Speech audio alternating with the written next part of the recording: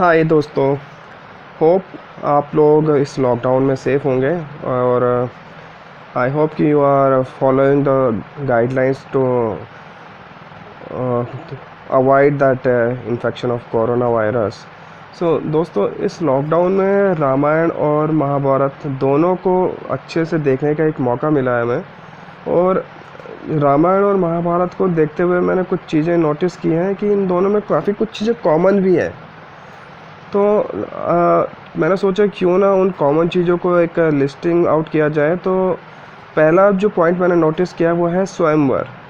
तो रामायण और महाभारत दोनों में स्वयंवर जो था कॉमन था। रामायण में सीता जी का स्वयंवर और महाभारत में द्रौपदी का स्वयंवर। तो ये पहला पॉइंट जो मैंने नोटिस किया है, एक common factor in Ramayan and Mahabharat. And second point is वनवास।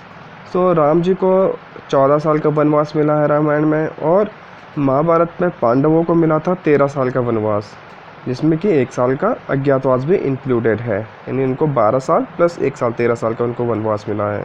तो वनवास भी एक कॉमन फैक्टर है दोनों ही महाकाव्य में। Then if you see the तीसरा पॉइंट है हमारे पास ब्रदर्स लव फॉर सिस्टर, यानी कि भाई और बहन का प्यार। तो इसको थोड़ा सा मीन्स डीपली अंडरस्टैंड करते हैं। रामायण प्रोस्पेक्ट में देखें अगर हम, तो रावण और शूर्पणखा भाई बहन थे। तो रावण जब सीता जी का हरण करता है तो बेस रीजन जो हरण करने का वो यही होता है कि शूर्पणखा का नाक कट जाती है लक्ष्मण के द्वारा। तो उसी का बदला लेने के लिए रावण जो है सीता जी का अपहरण करता है और वो रामायण का युद्ध होता है। एंड महाभारत में क्या होता है, शकुनी और गांधारी जो कि आपस में भाई बहन है। तो गांधारी का जब विवाह होता है धृतराष्ट्र से, तो उसे ये बात पसंद नहीं आती कि धृतराष्ट्र जो है वो अंधा है और मेरी बहन का विवाह किसी अंधे पुरुष के साथ किया जाए। तो इस चीज़ के लिए मना करता है। बट भीष्म के आगे वो मना भी नहीं कर पाता उस टाइम पे, क्योंकि भीष्म बहुत ही प्रतापी थे। तो वो क्या करता है कि कसम खा लेता है मन ही मन में कि भैया अब तो भीष्म के पूरे कुरु वंश का उसे नाश करना है। इसी रीज़न से वो शकुनी जो है अपनी बहन गांधारी के साथ हस्तिनापुर में आ जाता है और वहीं रह कर के वो बहुत सारी चालें चलता है ताकि वो हस्तिनापुर का किसी न किसी तरह से बुरा कर सके, उसका सर्वनाश कर सके। चौथा पॉइंट है हमारे पास रिस्पेक्ट फॉर एल्डर ब्रदर। तो अगर हम देखें कि रामायण में राम का बहुत आदर करते हैं उसके भाई लक्ष्मण और भरत।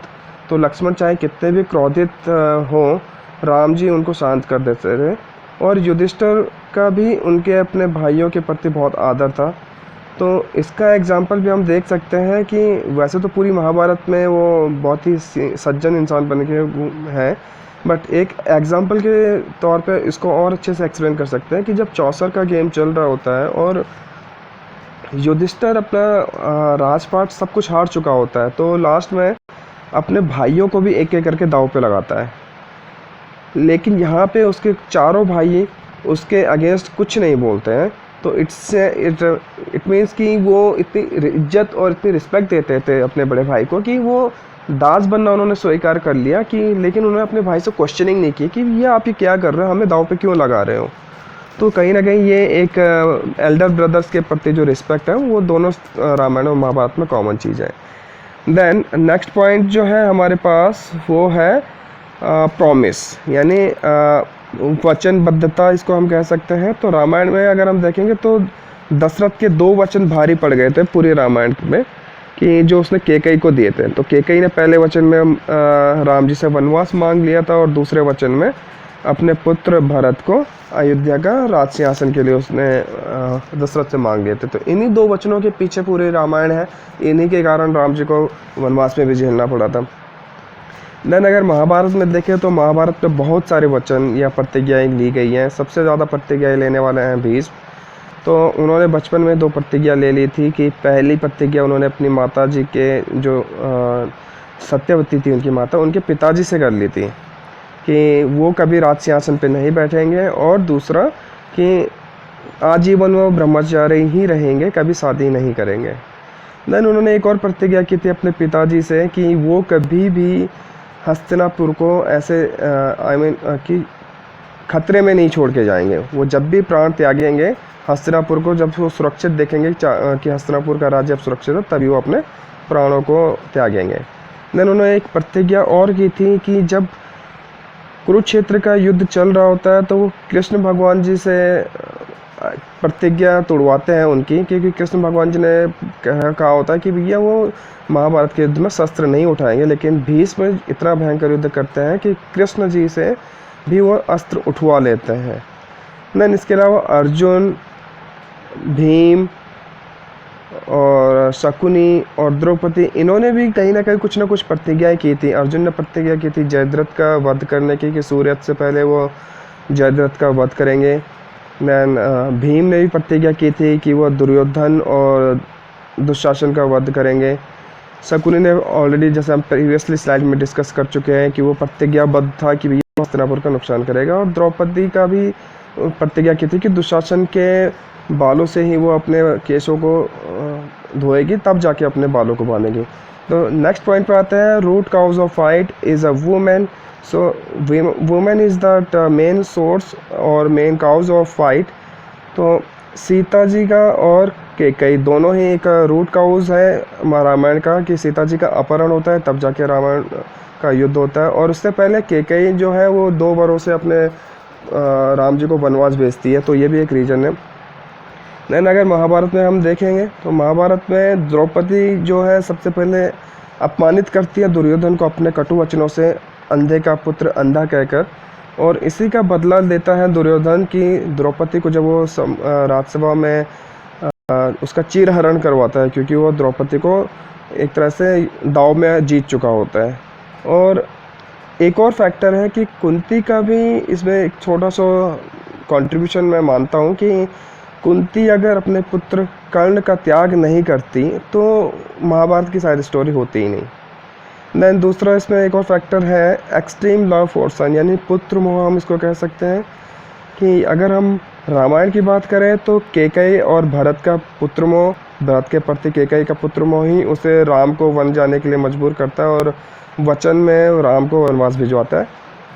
देन दशरथ और राम का भी इसमें पुत्र मोह है, कि दशरथ भी अपने पुत्र से बड़ा प्रेम करता था और उसी पुत्र के वियोग में दशरथ अपने प्राण त्यागते हैं।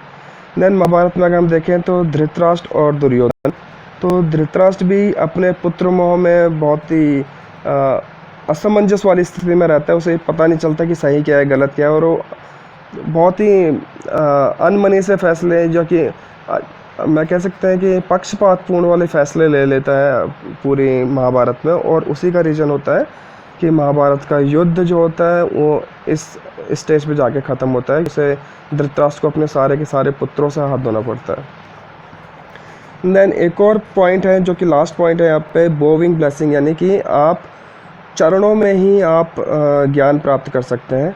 तो पहला पॉइंट अगर हम रामायण में देखें तो राम जी जो कि एक राजकुमार थे, प्रजा उनको बहुत चाहती थी, लेकिन उनको भी नदी पार करने के लिए केवट के आगे झुकना पड़ा था। केवट जी से उन्हें परमिशन लेनी पड़ी थी कि वो उन्हें नदी पार करा सके।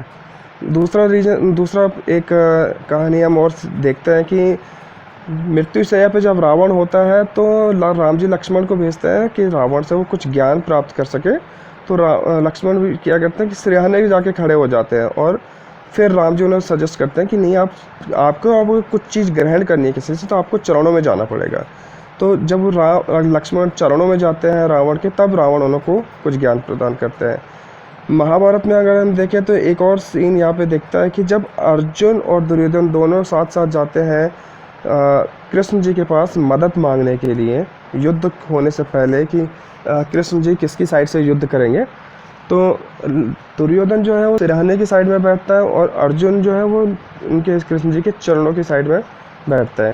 तो जब कृष्ण जी की नींद खुलती है तो सबसे पहले वो अर्जुन को अपने सामने देखते हैं, और इसी रीजन से वो अर्जुन को पहले ऑप्शन देते हैं चूज़ करने का कि आप चाहो, आपको पहला अधिकार है, क्योंकि मेरी नज़र जो आप पे पहले पड़ी है, तो आपको पहला अधिकार है चूज़ करने का कि आपको क्या चाहिए।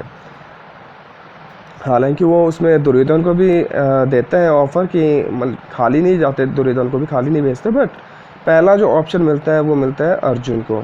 तो ये कुछ पॉइंट्स हैं जो कि मैंने नोटिस किए हैं रामायण और महाभारत में। हो सकता है इनके अलावा कुछ और भी पॉइंट्स हों, या आप इन पॉइंट से एग्री डिसएग्री करते हो, तो आप कमेंट्स में ज़रूर मुझे बताइए कि अगर आपको लगता है कि इसके अलावा कुछ और पॉइंट हो सकते थे, या ये पॉइंट आपको लॉजिकली नहीं लगता है, तो आप प्लीज़ वो चीज़ें कमेंट्स में लिख करके बता सकते हैं। सो मेरी तरफ से जो ये मैंने देखने के बाद कुछ फाइंडिंग्स निकाली थी, तो मैंने सोचा कि क्यों ना उन चीज़ों को आपके साथ शेयर किया जाए। तो यहाँ पे मैंने वो सारी चीज़ें आपको बता दी हैं। Now thank you for watching this. Thank you once again.